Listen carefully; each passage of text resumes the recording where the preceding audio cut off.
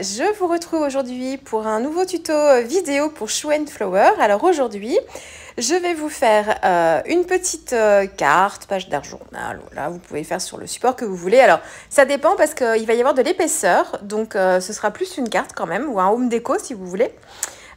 Coucou, je vais repartir dans les fonds marins, ça faisait longtemps, repartir dans les fonds marins. J'ai sélectionné 2 planches de tampons qui correspondent un petit peu à l'ambiance que je souhaite pour cette carte. Et puis en fait, ce que je vais faire ici, c'est la technique du layering que je vous ai expliqué dans une autre vidéo sur des tags avec mes petits poissons koi. On faisait en fait l'ajout de couches successives sur le même support avec de l'aquarelle pour avoir une intensité qui augmente au fur et à mesure et avoir un dégradé comme ça. Donc alors le layering, c'est le mot en anglais. Là, c'est l'ajout de glacis, en fait, des glacis successifs sur le même support. Là, je vais avoir cet effet-là, c'est-à-dire qu'on va avoir un effet comme ça d'intensité qui va augmenter au fur et à mesure, mais je ne vais pas le faire couche sur couche. Je vais le faire sur 4 morceaux de papier différents en faisant des fonds. Là, je vous mets mon inspiration. En faisant des fonds et ensuite, je vais avoir ce côté layering, mais qui sera provoqué par l'ajout de papier les uns sur les autres. Je vous ai montré l'affiche de la petite sirène parce que je l'ai vue au cinéma il n'y a pas très longtemps avec les enfants. Et j'ai été très très inspirée, je vais vous en reparler. Et là, je vous montre, c'est Jessa Dupuis, qui est une artiste en fait qui fait beaucoup de collages et qui récupère des vieux livres et qui va faire en fait des collages c'est un effet, ce qu'on appelle le diorama, je crois. C'est quand on a des effets de profondeur comme ça. Donc elle prend des vieux livres, elle découpe en fait dans les livres sur plusieurs pages des formes. Et elle colle ensuite des éléments, elle fait beaucoup de collages, elle colle des éléments et ensuite il y a un effet de 3D au fur et à mesure avec l'épaisseur de livre qui se crée. Donc soit on tourne les pages, soit elle les colle et en fait c'est vraiment comme un tableau qu'on observe comme ça. C'est magnifique, donc là c'est un peu l'idée. Mais il faudrait vraiment que je fasse ça en fait sur une sorte de mini-album ou que je récupère un vieux bouquin et que je fasse ça avec nos tampons en fait parce que je suis sûre qu'il y a plein de choses à faire. Ça rend vraiment très très bien. Donc voilà mes 2 sources d'inspiration, mais vraiment la source principale c'est le film de la petite sirène. Je vous ai montré l'affiche. On a une idée un petit peu de l'esprit que je veux, mais il y a vraiment des scènes dans le film surtout. Le moment où elle est dans son repère en fait, où elle a tous ces petits objets récupérés du monde des humains. Et il y a un effet vraiment comme ça de premier plan, second plan, voilà, au fur et à mesure, avec des effets comme ça de profondeur. Et c'est vraiment, j'ai une image comme ça en tête et c'est vraiment ça qui m'a guidée pour cette réalisation. Alors du coup, je fais en fait donc 4 fonds différents. Je travaille dans l'humide et j'essaye de faire un fond clair, c'est celui qui sera en fait, ce sera mon fond, ce qui sera vraiment au dernier plan. Donc le fond le plus clair pour avoir une source de lumière comme ça vers le fond. Et puis ensuite, sur le 2e papier, je vais faire une teinte au-dessus. Sur le 3e papier, encore une teinte au-dessus. Et puis sur le dernier, sur celui qui sera au premier plan, quelque chose de très foncé. C'est celui que je suis en train de faire ici, je crois. Et j'ajuste comme ça. J'essaye de faire, je veux pas quelque chose d'uni forcément. Donc je m'amuse avec mes couleurs. Là, j'ai les aquarelles artisanales d'Octarine. Ça me permet aussi de les tester. Je fais vraiment des fonds, je me prends pas la tête. Donc vraiment travail dans l'humide. Et j'essaye de voir les effets. Donc j'essaye d'utiliser les mêmes couleurs pour chacun des fonds, mais pas forcément dans les mêmes proportions, pour avoir comme ça des petites différences. Une fois que je peux faire 2 couches sur le papier en fait qui viendra au premier plan, il n'était pas assez foncé pour moi, donc je l'ai bien séché et j'ai recommencé en fait un travail dessus en réhumidifiant et en remettant en fait une couche d'aquarelle assez peu diluée pour avoir beaucoup d'intensité. Et puis voilà, j'ai mes 4 morceaux de papier comme ça. Et en fait, sur les 3 premiers, je vais venir en fait évider l'intérieur avec mon cutter de précision et je vais faire des formes comme ça, comme je vous ai montré pour le layering, sauf que on était vraiment sur des lignes. Et bien là, je vais faire en fait une sorte de trou de lumière. Donc je viens sans rien dessiner avant en fait, je le fais vraiment comme ça à l'inspiration et je viens avec le mouvement du poignet dessiner des courbes pour venir détourer comme ça et avoir cet effet là. Je le fais large pour le papier en fait qui sera sur le premier plan. Je positionne le premier papier sur le deuxième papier, je marque avec mon crayon de bois la forme que j'ai faite pour avoir un repère visuel et ensuite je viens évider à l'intérieur en laissant une petite marge et ainsi de suite. Je prends le troisième papier, je le mets en dessous, je dessine la forme du deuxième et je viens évider comme ça. Il n'y a que le papier qui sera en fond, le plus clair que vous voyez ici, qui ne sera pas évidé du tout. Lui, je le laisse vraiment tel quel. Et je fais donc, je les positionne à chaque fois les uns sur les autres et j'essaye d'ajuster un petit peu la découpe si je trouve il y a des moments où c'était un petit peu trop anguleux. J'ai rectifié un petit peu en retravaillant un petit peu les courbes. Donc voilà, je laisse les trois papiers évidés de côté et là en fait je commence à travailler mon fond. Donc j'ai dessiné la forme encore du dernier sur ma page pour avoir toujours le même repère visuel et je suis venue en fait travailler mon fond avec des tamponnages. Donc j'ai des tamponnages dalles que je travaille en ton sur ton, donc le fond est plutôt clair, donc je peux travailler dessus et rehausser un petit peu. Donc j'ai tamponné trois motifs d'algues, donc c'est le même motif mais tamponné un petit peu différemment sur le papier. Et ensuite j'ai tamponné le petit banc de poisson que je viens comme ça travailler sur le côté. Je viendrai le travailler à la fin, là, à ce moment-là. Ils sont tout petits, je ne sais pas encore comment je vais les faire, mais je les tamponne juste comme ça. Pour les algues, je travaille toujours avec les aquarelles Octarine ici. Et là, en fait, je fais vraiment des essais. J'essaye de tester mes couleurs, de voir un peu celles qui se mélangent bien. Elles se mélangent toutes très très bien. Tous les verts, les bleus, avec le jaune que j'ai là. J'obtiens rarement des couleurs boueuses au bout du deuxième mélange, ce qui peut arriver en fait de temps en temps avec certaines couleurs d'aquarelle. Je vous avais expliqué sur la composition des couleurs, celles qui sont composées de déjà plusieurs pigments. Si on les mélange avec une autre couleur d'aquarelle qui est elle-même composée de plusieurs pigments, on obtient un marronasse en fait, pas toujours... Enfin, du coup, voilà, on obtient du marron, donc ça peut être intéressant si on veut travailler le marron. Mais et avec celle-ci, je pense les pigments utilisés sont peu nombreux à chaque fois pour chacune des couleurs et du coup, les mélanges se font plutôt bien.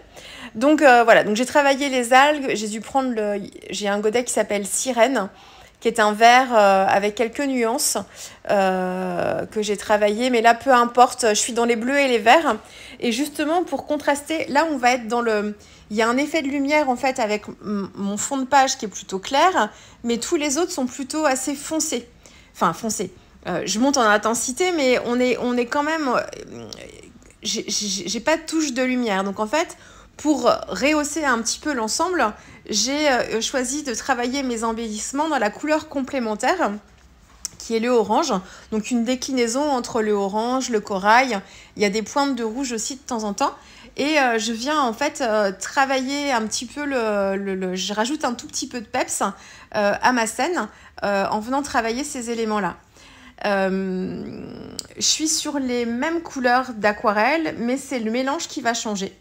Donc, je travaille avec un orange, le orange, j'ai un rose, je n'ai pas les noms en tête, je suis désolée. J'ai un orange et un rose et le jaune. Le jaune, c'est le banane, ça je sais, je me rappelle. Et j'essaye de trouver, en fait, je trouve pas, mais je me laisse aller parce que je recherche pas une couleur particulière. Je tente les mélanges et si ce que je vois dans ma petite palette en céramique, en porcelaine là, me plaît, eh bien je l'applique. Et puis tant que la couleur me parle pas, eh bien j'essaye de trouver comme ça le bon mélange. Et en fait, quand j'ai commencé à travailler mes petits coquillages, on était dans des teintes plutôt vibrantes. Et en fait, ça claquait trop avec les fonds que j'avais préparés. Il y avait trop d'écart entre mes fonds qui étaient plutôt... Alors, je dirais terne parce qu'il y a un côté comme ça, vraiment, on a une lumière dans le fond, mais on est vraiment dans la pénombre quand même avec mes fonds. Et en fait, je trouvais que mes petits éléments trop flashouilles, il n'y avait pas de lien entre tout ça. On ne comprenait pas bien, en fait, ils venaient se poser là, mais il y avait pas, ça ne formait pas un tout, quoi. C'était pas uniforme. Donc, je les ai retravaillés un petit peu j'ai refait des couches pour qu'ils soient un petit peu plus ternes eux aussi. Donc, on n'est pas trop terne parce que je suis sur des couleurs, le orange qui est une couleur quand même plutôt soutenue. mais je vais désaturer un petit peu le orange pour pouvoir, avec un peu de bleu, pour pouvoir, sa couleur complémentaire, pour pouvoir en fait être un petit peu plus dans l'esprit de ma carte. Donc là, on est sur des motifs qui sont plutôt... alors, ils ne sont pas immenses, mais on a la place de travailler aussi dessus, travailler les ombres. Donc là, vraiment, je m'amuse. Hein. Enfin, on s'amuse tout le temps quand on fait de l'art journal, mais je le fais vraiment à l'instinct. Je suis dans ce combo couleur-là et j'essaye de voir un petit peu ce qui fonctionne pas.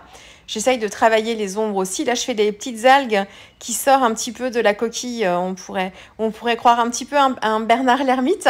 Quoique les petits Bernard l'ermite, ils se mettent dans toutes les coquilles. Hein. C'est eux qui choisissent leur maison. Mais et là, je travaille avec des verts aussi, donc je m'amuse avec mes couleurs. Bon, je réfléchis pas trop. J'essaye de voir. Quelquefois, je teste un petit peu sur le papier si la couleur me convient bien. Et puis voilà. Donc, je suis vraiment dans ce combo-là. Je suis dans les bleus et dans les verts. Et ensuite, dans les couleurs plus chaudes, plus orangées.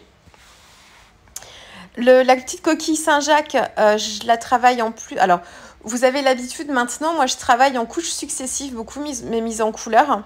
Et quand on travaille en couches, c'est mes habitudes, je travaille comme ça maintenant, je pense que j'aurais du mal à faire différemment parce que je vais adapter au fur et à mesure en fait en fonction de, une fois que la première couche est sèche, je regarde ce que ça donne et je viens en fait intensifier s'il y a besoin. Et en fait quand on travaille en couche sur couche comme ça, il vaut mieux utiliser un papier qui supporte, et le 100% coton pour ça il est excellent puisqu'il va supporter l'ajout de couches successives. Si vous travaillez sur un papier en cellulose, alors ça dépend lesquels, et moi ça fait longtemps que je travaille des fonds sur des papiers en cellulose, mais ça fait longtemps que j'ai pas travaillé des mises en couleur. Mais si vous faites des couches, si vous en faites trop de couches, ça va tolérer une couche de couches. Je pense que 3 couches ça va, mais si vous êtes amené à en faire un petit peu plus, si vous voulez corriger votre motif après 3 couches, le papier il sature un peu et vous risquez de faire des marques et des auréoles en fait. Donc il faut faire attention. Sur du papier en 100% coton, on a moins le souci. Ça dépend du 100% coton aussi. Là, je suis sur toujours le papier centenaire en grain fin. Et là, je le teste depuis, ça va faire presque 1 an que je l'ai. Et je l'ai testé dans plein de situations différentes. Et vraiment, il est vraiment top. Bon, il n'arrivera jamais encore à la hauteur du Fabriano Extra White, hein, mon chouchou, mais... en graffin, mais ici, il s'en approche vraiment très très fortement. Et pour le prix, encore une fois, franchement, il faut pas s'en priver. Alors, j'ai travaillé mes petits coquillages, je les ai détourés, j'ai repris chaque contour, enfin chaque trait du tampon avec un crayon gel noir. J'ai repris la tranche avec un feutre noir, et pareil pour mes fonds de page détourés, enfin évidés. Je veux pas avoir le blanc en fait de la tranche de mon papier qui va venir un petit peu annuler l'effet de profondeur. Donc je passe en fait un trait de crayon noir sur la tranche à l'intérieur de chacune des formes que j'ai évidées, et ça va me créer un effet d'ombre, un jeu d'ombre un petit peu plus important, enfin en aspect visuel. Et ça me permet d'accentuer un petit peu ce côté-là, comme si vraiment j'avais, pour bien montrer que j'ai plusieurs épaisseurs de papier, ça accentue un petit peu le phénomène. J'ai pas coupé cette partie. Bon, je reprends avec mon petit crayon gel. C'est un... Je sais jamais, je crois que c'est Pilot. C'est un petit crayon gel pas pailleté, celui-là, noir. Très très fin, qui me convient bien. Il n'est pas waterproof, donc faites attention si vous l'utilisez. Il faut être sûr que vous n'ayez pas besoin de repasser un petit coup d'aquarelle sur votre motif, sinon ça va faire baver le trait. Alors quelquefois ça peut aider à créer des ombres et créer des effets de volume aussi, hein, quand on repasse un petit peu d'eau dessus, mais bon, méfiance, hein, parce que c'est un peu risqué tout ça. Donc j'ai refait ça sur les motifs d'algues, voilà, parce que j'avais tamponné 3 motifs d'algues, les mêmes que celles qui sont sur le fond de page, pour pouvoir compléter ma petite scène. Là, je m'attaque au détourage. Bon, les algues sont assez fines, hein, donc ça se fait, mais c'est un peu costaud, je vous avoue. Mais bon, ça se fait quand même bien. Et là, je suis en train d'essayer de voir un petit peu comment je place tout ça. Donc, en fait, l'idée, c'est un petit peu comme la petite inspiration d'Instagram que je vous ai montré là, avec l'effet de page de livre en fait, hein, comme si on tournait une page, on avait d'autres éléments. Et bien là, j'essaye d'insérer des éléments sous le premier fond, d'autres éléments sous le deuxième fond, sous le troisième fond aussi, pour me créer comme ça un peu de perspective et qu'on ait des éléments, voilà, que chaque couche soit à peu près bien exploitée. Donc j'ai des éléments qui sont... J'ai cru que j'allais pas réussir parce qu'en fait, j'ai 3 éléments qui sont relativement gros. Entre la coquille Saint-Jacques, le petit bulot là, et puis l'autre petite coquille, le petit bigorneau, j'ai appelé ça comme ça. Ils sont assez gros, ils sont dans des couleurs qui contrastent avec le fond. Donc j'ai eu un doute sur la capacité à pouvoir les insérer. Et je me suis dit, ça se trouve, je vais garder que la coquille parce que c'était la coquille. Je voulais vraiment avoir la coquille au centre, c'était mon idée de base. Je me suis dit, bon, je vais peut-être devoir changer mon fusil d'épaule et essayer de regarder quels autres éléments je vais pouvoir mettre en fait sur cette scène, mais qui ne soient pas aussi imposants. Et en fait, j'ai réussi à trouver l'équilibre quand même comme ça. Et justement, en jouant sur les histoires de profondeur de champ et de perspective, en insérant mes petits éléments, pas forcément au même. Donc, j'hésite pas aussi à regarder un petit peu ce que ça donne et puis à ajuster aussi. Là, en fait, je les préassemble, je vais les coller après, mais je fais un préassemblage pour pouvoir bien, pour que ça se fixe bien, pour les maintenir un petit peu en place et pas être obligé à chaque fois que j'enlève une épaisseur, en fait, de perdre le placement. Donc, c'est juste, c'est vraiment juste pour, les maintenir en place quoi, parce que quelquefois on trouve quand on met du temps à trouver l'harmonie sur une page, on place les éléments et qu'on met du temps quelquefois ça vient tout seul et puis d'autres fois ça prend plus de temps. Quand on a enfin trouvé quelque chose qui marche bien, on peut prendre une photo de notre réalisation, mais moi je filme avec mon téléphone qui est aussi mon appareil photo, donc il faudrait que j'arrête le film, que je prenne le temps de prendre la photo et que je remette la caméra en place. Mais donc du coup, voilà, c'est ma méthode. Et avec le petit scotch double face que j'ai là, donc il colle quand même bien, mais je peux décoller aussi. Donc voilà, je peux ajuster les emplacements si jamais si je changeais d'avis. Et alors, là, ce que je suis en train de faire, je suis en train de créer du volume. Alors moi, j'utilise des chutes de cartonnettes. Vous pouvez très bien utiliser des bandes de mousse 3D parce que c'est le même effet. Alors attention à l'épaisseur. Moi, là, la limite, j'ai de la cartonnette qui n'est pas très épaisse. J'aurais aimé une épaisseur un poil plus grosse pour avoir un effet encore plus prononcé en fait sur ces histoires de plans différents. Bon, ça fonctionne bien. Vous le verrez peut-être plus à la fin quand je vais faire la vidéo. Je vous la mets un petit peu à la verticale pour que vous vous rendiez mieux compte un petit peu des effets. Quand on la regarde comme ça, plan du dessus, vous voyez pas trop l'effet 3D en fait, mais les ombres se créent quand même. Et du coup, je les ai, voilà, pour renforcer un petit peu cet effet-là, j'ai utilisé donc de la cartonnette que je vais placer sur chacun de mes fonds en fait évidés pour les coller comme ça les uns sur les autres. Sur le fond du premier plan, j'ai travaillé un petit peu, j'ai travaillé un tout petit peu plus en ton sur ton avec le motif de tampon méduse et je voulais pas qu'elle soit trop présente, mais je voulais qu'il y ait un petit effet quand même. Donc je les ai tamponnés avec ma Versafine noire et je les ai rehaussés avec une aquarelle pailletée bleue de chez Sparks qui me permet d'apporter, on a vraiment l'impression qu'elles sont dans l'ombre quoi, et que par moment elles brillent.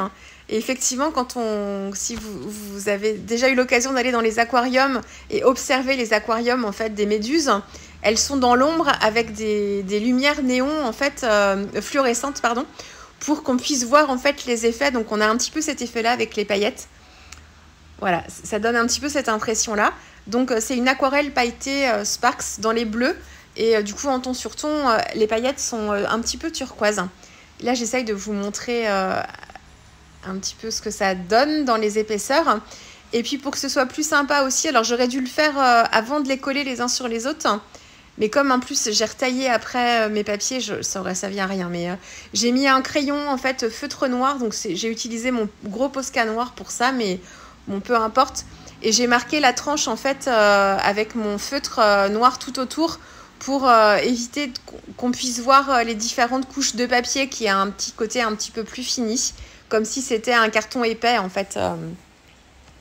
Voilà, pour habiller un petit peu plus la tranche qui est du coup épaisse, hein, parce que là on a 4 morceaux de papier. Là vous voyez les photos.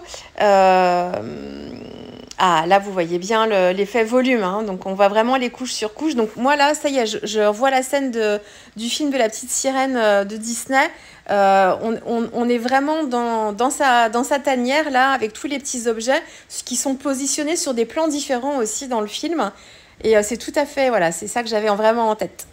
J'ai titré avec Histoire sous-marine, qui est un texte d'une planche avec la planche avec les bouteilles. Et voilà, j'ai essayé de vous prendre plusieurs photos pour que vous vous rendiez bien compte. Donc en fait, on est quand même dans le sombre, hein, mais avec les effets de paillettes. Là, vous vous en rendez bien compte pour une fois sur mes photos, parce que c'est pas toujours le cas. On a un effet bling bling et ça apporte un petit peu d'éclat. Qu'est-ce que j'ai fait d'autre? J'ai rajouté un peu de paillettes dorées parce que là encore, quand je travaillais dans la pénombre, j'avais envie d'apporter un petit peu d'éclat. Donc j'ai utilisé mon crayon gel pailleté en fait sur certains détails. Et puis les petits poissons en fait sur le fond sont aussi travaillés avec une aquarelle dorée de chez Sparks. Si vous avez les Gansai Tambi, ça fonctionne très bien aussi, c'est à peu près la même chose. Voilà, ma petite coquille Saint-Jacques, le petit message qui n'est pas dans la bouteille, qui est tombé au fond de l'eau, et avec une petite touche de blanc aussi quand même pour apporter un petit peu de lumière. Voilà, je vais vous laisser avec les dernières photos. J'espère que cette petite carte vous aura plu. Et puis, on va se retrouver très vite pour une prochaine vidéo pour Show & Flower. Au revoir.